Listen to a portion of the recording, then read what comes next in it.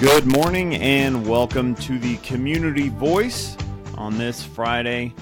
We are sitting down and enjoying the beautiful day, hopefully a beautiful weekend. It looks like it's going to be about 70 degrees tomorrow, but we are sitting down with School Board of Education candidate Michelle Conerly. Thank you for coming on, Michelle. We really appreciate it. Me. I'm glad to be here this morning. And just about 2 inches from the microphone. Yeah, there we go. Okay. Perfect. And we're going to be sitting down talking. We have an election coming up in May, and we're going to be talking all about that in our guest, Michelle Conerly. First off, just tell us your background about yourself and your family. Okay. I'm from this community. I grew up in Carroll County Schools going to Central, graduated from Central in 1988. My husband also graduated from Central in 1988. I attended the University of Georgia and then finished up at the University of West Georgia. I have a degree in journalism, mass communications. After several years, my husband and I, we got married after college, lived off several places, eventually made our way back to Carrollton, and just really have enjoyed being back home, raising our children here. It's a wonderful community. So, and I've spent the, last 16 years or so being very involved with my kids and the schools, and just love my community, and I'm a Carroll County girl. And you've got a couple of kids in the Carroll County School system. I do. My daughter graduated from Central in 2015, and I have two sons still in this Carroll County school system at Central. So they're very involved. We stay very busy with their activities, both at the middle school and the high school. They're both involved in sports, and my husband and I are very involved with various booster club, and club activities at the schools. Excellent. And where does your daughter go to school now? She is, her daddy brainwashed her, and she decided to go to Auburn. She's a lifelong Auburn fan. Mama's love for Georgia couldn't win on that one, so I'm working on my other two. Go Dogs. But, Go Dogs. Auburn's not the worst school. No, okay. She's had a wonderful time there. So great. And we're going to be sitting down talking about your platform. Let's go over some of the key points that you are running on for this Board of Education. What are the main things that you want to see done in our school system? The three main points that I'm running on are, obviously the safety and security of our schools, support for our teachers and students, and also accountability and accessibility on my part to the community that I live in and in District 7. And school security, it's a great thing to bring up now. We've seen some terrible school shootings in the past couple of weeks, one in Parkland, Florida, and then recently we saw a school shooting in Maryland. And, what are your thoughts about our current security measures in Carroll County? Well, I currently think, we're doing a very good job. The schools partner with local law enforcement. They work together, providing a safe and secure environment for our schools. And obviously, we need safe and secure schools before any learning can take place, and that's important to me. I think it's important to everyone in our community. Some of the things that we're doing right now, we have school resource officers. We have those through a partnership with Sheriff Langley's department, also with local police jurisdictions such as Villa Rica. We partner with those agencies to provide school resource officers. And something that's recently come up, the school board, a lot of our schools we're installing these security systems known as the SHIELD system. Rootville Elementary just had it installed, and the school board at their last meeting just approved installing it at Glanton, Hinesman, and Bowden schools. So we're doing things like that. Some of the things that that I wanted to that I would like to look at currently in the Georgia General Assembly, there's some legislation being talked about going through there that proposes putting a state trooper in every school in the state of Georgia. That's kind of in line with what we're doing now with our school resource officers. And these officers that we have are also, they're trained law enforcement officials. They've had years of training and experience. Also in Congress, there's a bill, I think it's has been approved in the House. It's kind of making its way through Congress that hopefully will provide, maybe billions of dollars to states and local systems to improve security measures, fund threat assessment measures, and other things like that are important to us. So I think that those are some things that we can also look at those resources and using them on the local level, being very smart with that money.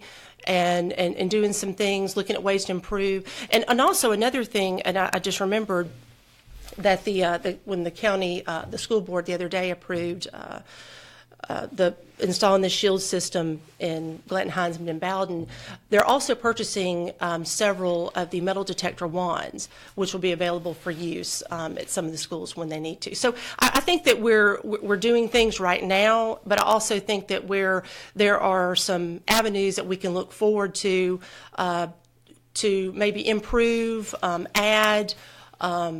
And all that to our schools. And another thing, and this is something that's extremely important to me as far as it relates to school security and safety, but that's the mental health, the mental well-being of our students. I think that, as you see with some of these incidences and tragedies that we've had over the years, mental health is a big component of school safety and security.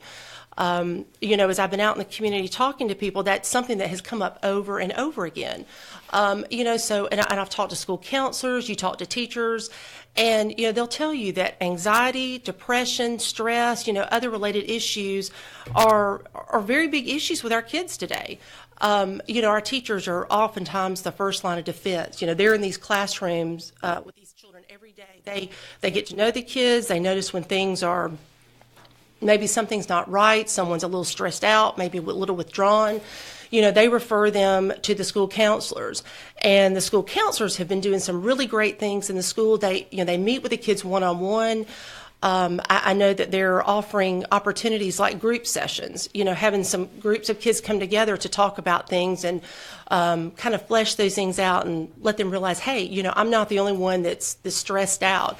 And another great thing that Carroll County Schools is doing is they're partnering with Tanner Willowbrook, and Tanner is coming in and kind of an added resource, some added opportunities to reach these kids, and to offer them some opportunities for counseling, for talking to someone, and just kind of being like just an extra layer of protection for our schools. And so the mental health part of this is very, very important to me. And like I said, I've been a substitute teacher for 10 years. I'm in school with these kids all day, every day, and you get to know the kids, and when maybe they're not having a good day. And so I think that's an opportunity where another aspect of school safety and security where we can make a difference and have an impact. And when we talk about those school shootings in Parkland, Florida, and Maryland in particular, there were a lot of red flags going up. A lot of teachers made comments, students made comments, police were called in case of in Florida numerous times to Child's House. So it seems like it's pretty easy to tell who's having a rough time and to kind of spot problems before they exacerbate into a school shooting. In your experience as a substitute teacher, is it pretty easy to spot that? For me personally, I think so, because I've been very fortunate because, when I substitute, sometimes I'm there on a daily basis, weekly basis. There have been times where I've been there 5 days a week. And so, you really get to know the kids. So I know if I'm getting to know the kids, being around them so much, and I've subbed on every level, elementary, middle school, high school, the college and career academy. So I've gotten to know these kids, so I know the teachers do. And you really form bonds with these kids, and you get to know them, and you can tell, I'm a mom, I've got kids of my own. So, I kind of have, I guess, that sixth sense that when something may be not right with someone. And so, there have been opportunities, even, when I have been substitute teaching, where I see a kid that maybe just doesn't seem to be having a good day, is upset about something, and you can take them aside and talk to them. And then a lot of times they want to go talk to the counselor, and I can send them to the counselor's office, and then the counselor can can do their initial assessment to see what the child needs, and then if they need more or they need to refer them someplace else, they can. But sometimes it's just having someone there just to talk to get something off their chest. Maybe they're stressed out, maybe maybe they're having an issue with a friend, but these kids don't have the life experiences that we adults do, and so it's a great opportunity for us to reach out and help them before things maybe get too bad. Mm-hmm. Absolutely. And we are sitting down with Michelle Conerly, Board of Education candidate. She is running for the Central School Clusters. Yes. Is that Mm-hmm. correct? District 7. Mm-hmm. District 7 Central School Clusters. And it is 8:40, almost 8:41, and we are going to take our first break and hear from our great sponsors, Tanner Health System. You're listening to News Talk 1330 FM 106.3 WLBB, and we will be right back after this. At Tanner, we're advancing health throughout West Georgia and East Alabama because we know that exceptional care isn't based on how many patients we serve, but how well we serve them. That's why we're focused on quality, delivering the best possible care for our patients. It's why we're expanding our clinical services and building new facilities to serve our growing community. And it's why we're looking beyond our hospitals and medical practices to develop sustainable wellness and preventive health programs in our region.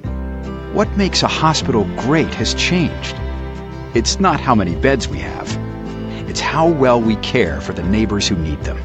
Delivering the right care to every patient, every time, is how Tanner is advancing health with medicine beyond measure. Learn more at tanner.org or find a physician on our medical staff by calling 770-214-CARE.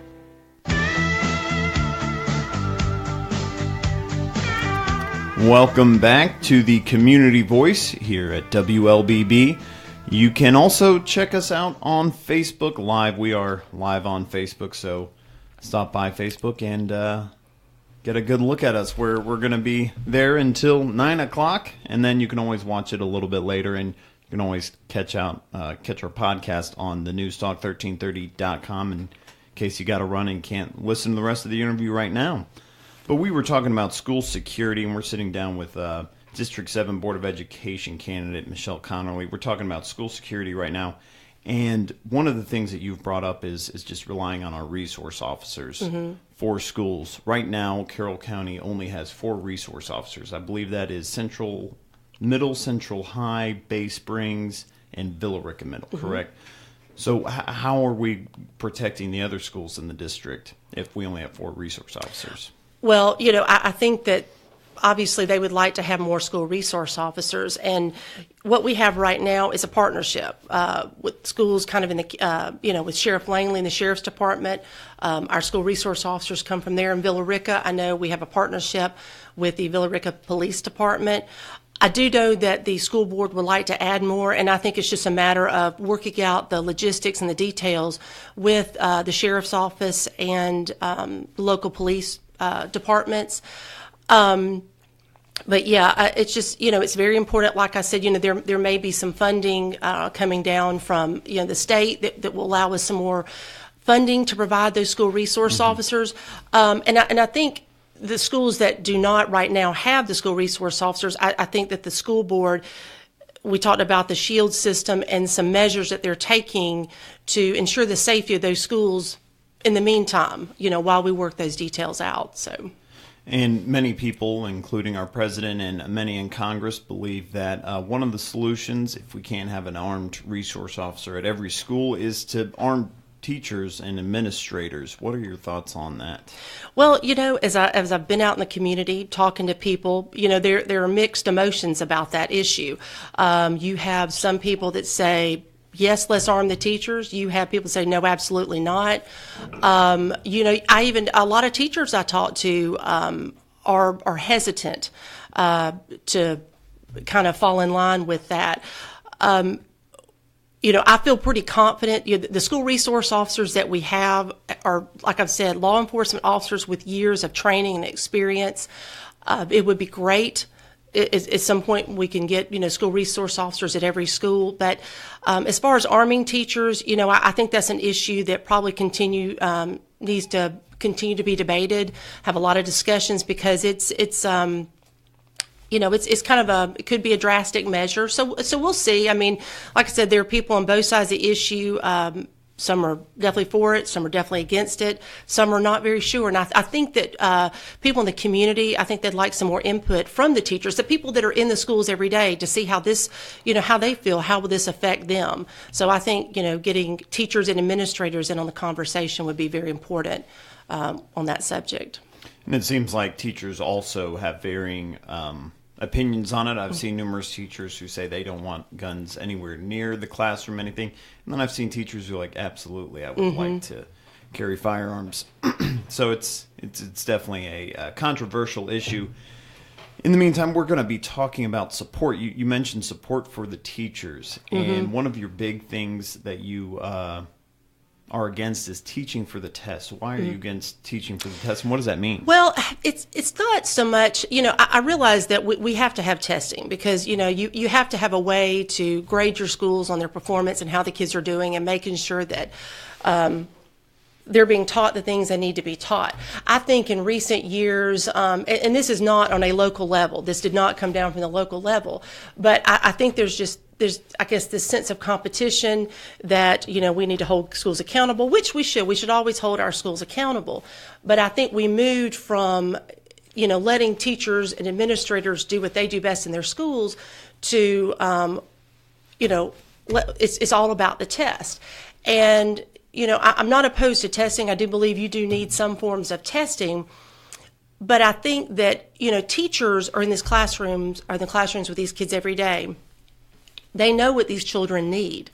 And I think, it would be great to take off, so much emphasis on teaching to the test. I think our local school system knows that. I think they would like to do that too. And I think as a school board member, I would like to work with the superintendent, work with the board office, and to free up a little more flexibility for the teachers with the students.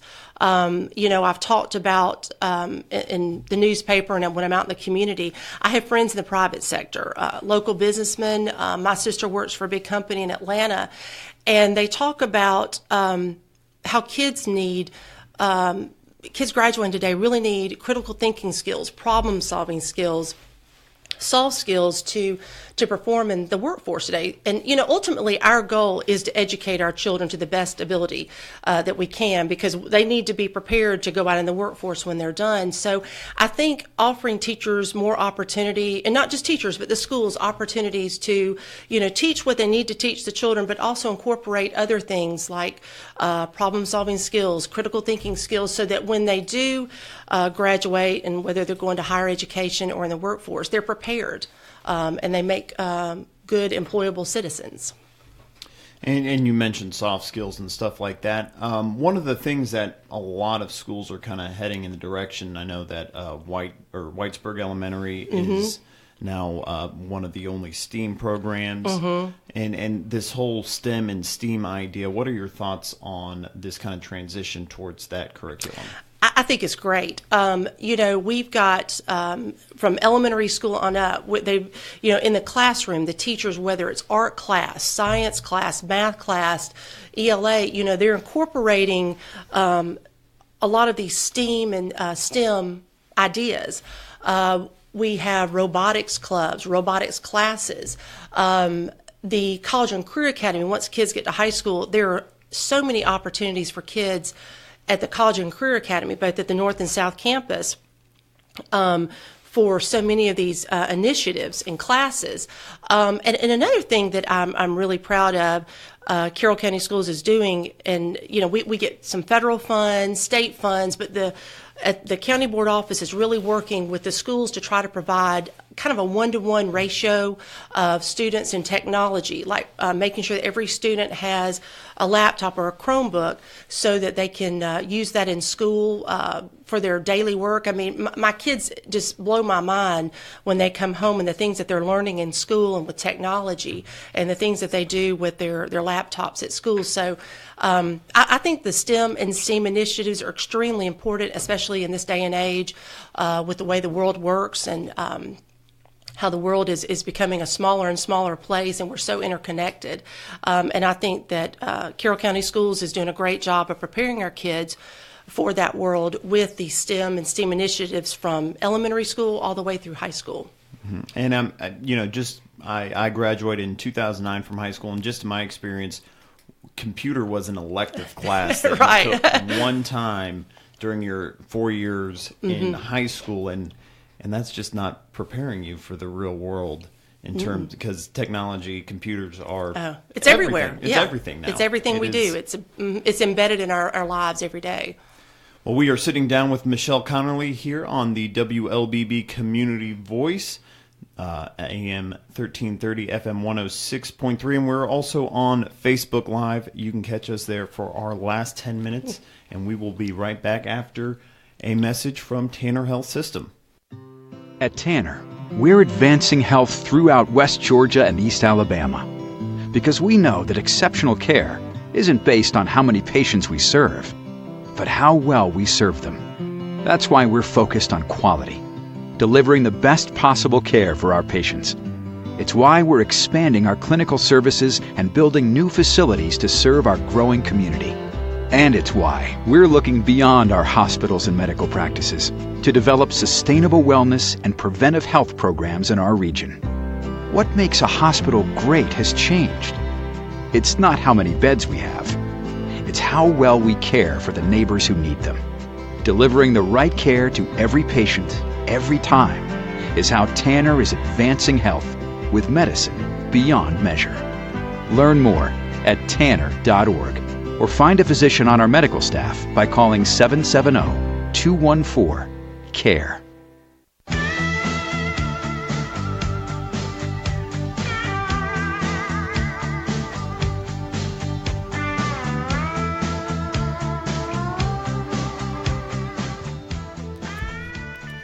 And we are back on the Community Voice. You guys are listening to 1330 AM, FM 106.3, or maybe you're joining us on Facebook Live. We're going to see if we can get to some of those Facebook comments here in just a moment. But you bring up earlier in the show your big platform. You had 3 points, and one of them, the last one, was accountability and access to you as a school board member. What does that mean to you, and how are you going to be accessible? Well, what I mean by that is, this is my community. I grew up in these schools. I tell people all the time, I am the person I am today because of the people, the teachers, the friends, the parents, the community that I was raised around. And so I feel a great responsibility to that community. And because I know this community, I know these people, I know their children, I feel like they're going to hold me accountable, which they should, and I welcome it because, at the end of the day, this community means a great deal to me and my family. Like I said, I wouldn't be the person I am today if it weren't for the school and the community. So I expect them to hold me accountable, and I believe I'm up to the challenge. And we're going to have a couple of just rapid fire questions. One of the questions I'm going to ask you, it's Mr. Steve Graddick's, our namesake here at Graddick Communications. Favorite question he asks is to Brian Turner, and so I'm going to ask it to you. Well, why? Why am I running? Why? Because I love this community. Like I've told you, and I've told everybody over and over again, this is my community. I grew up in these schools. My husband and I graduated from these schools. We have sent our children to these schools. My mother-in-law is a retired teacher from Carroll County Schools, many years in the central cluster. My brother-in-law is a teacher at Central. I'm running because this is important to me.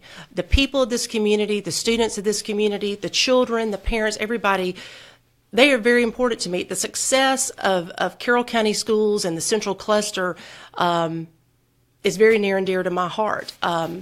It's just extremely important to me. I know I will do a good job because I know these people. I know this community. And look, like I've said before, I'm a mom. I have kids in this system. I want my kids to get the best education that they can receive. I want every child in Carroll County schools and in the Central Cluster to receive the best education that they can receive. And I believe that I'm the person that can help lead us into the future with education here in our community. And a couple more questions. Carroll County is a predominantly Christian area, Christian county. In the past several years, though, schools in the area have gotten warnings for staff leading prayers. What are your thoughts on this situation, and is it important for religion to be separate from a public school? Well, I'll go ahead and tell you right off. I'm a Christian. I was raised in the church. I'm a lifelong Methodist. My husband and I raise our children in the church. We're both extremely involved in our church, teaching Sunday school, Bible school. We both serve on the church's administrative council. So my faith is very important to me. And the great news about our schools is, people talk about, why is prayer not in schools? And I can tell you there's still prayer in schools. My children have been involved with FCA. There's a lot of student-led prayer and devotions that my kids are very involved in. And so at the end of the day, my faith to me and my family is very important. But also the Supreme Court has told us that there's separation of church and state and that we're not allowed to do that. And, I'm a Christian. My faith is important to me, but we also must follow the law. And so the Supreme Court has dictated what we can do. And so that's what we must do. And just to be clear, I love your point that you bring up. The only thing that the Supreme Court says is that staff cannot lead prayers. Correct. Obviously, students and student organizations can have religious background. And they do. I could tell you every morning when after the Pledge of Allegiance, when I'm in a classroom, there's a moment of silence. And I can tell you that you can look around a classroom and there are kids praying. And kind of a controversy has hit Carroll County school system in the last couple of months, and that is rezoning. And Central School Cluster is going to be rezoned along with numerous other school clusters. What are your thoughts on the rezoning? Well, it's obviously, I think, a good thing for Carroll County schools because it means there are people that everybody wants to send their kids to Carroll County schools. We have a great school system.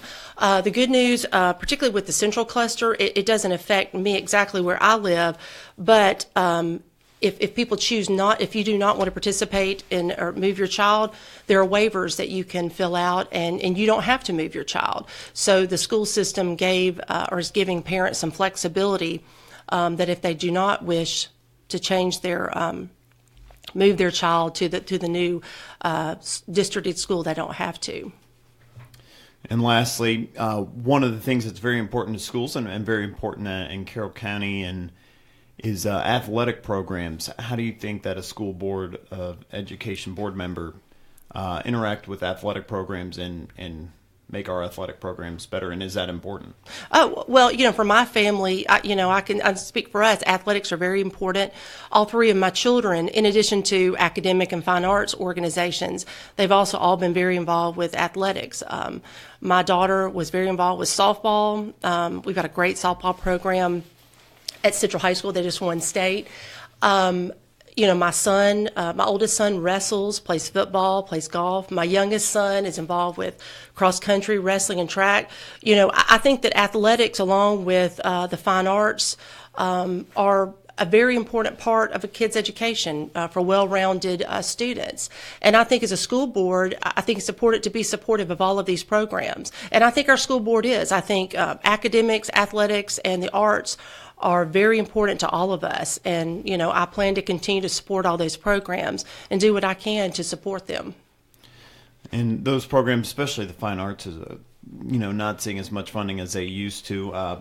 Would you be in favor of funding more art programs in Carroll County? I love the arts. My mom is a retired music teacher. And so music and the fine arts are very important to me. And I think it's always important to find funding to keep those programs in our school. Well, we sat down with Michelle Conerly. If you did not catch it, you can always catch it on our website, News Talk 1330. We have it up on the podcast, newstalk1330.com. Hope you guys have a great weekend and enjoy the weather. Thank you again so much thank you for having out. me. I've enjoyed it. Thank and you. You guys were listening to the Community Voice.